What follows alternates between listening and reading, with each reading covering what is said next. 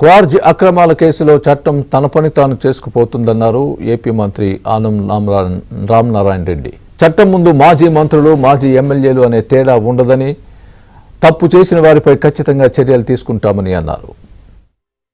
నేను కూడా ఈరోజు పత్రికల్లో చూశాను, శ్రీకాంత్ రెడ్డి గారు వాంగ్మూలం మీద ఇద్దరు మాజీ మంత్రుల పేర్లు కూడా వచ్చాయని. వాటిని విచారణలో ఉంది. విచారణ ప్రకారం ఎవరు దోషులైతే తీసుకున్నటువంటి ఆరోపణలు నిజమని తేలితే తప్పకుండా ప్రభుత్వం చర్య తీసుకుంటుంది. వాళ్ళు మాజీ మంత్రులా, ప్రజెంట్ మంత్రులా, శాసనసభ్యులా కాదా, ఇవన్నీ అప్రస్తుతం. చట్టం ప్రకారం మా ప్రభుత్వం తీసుకునేటువంటి నిర్ణయాలు తీసుకుంటుంది.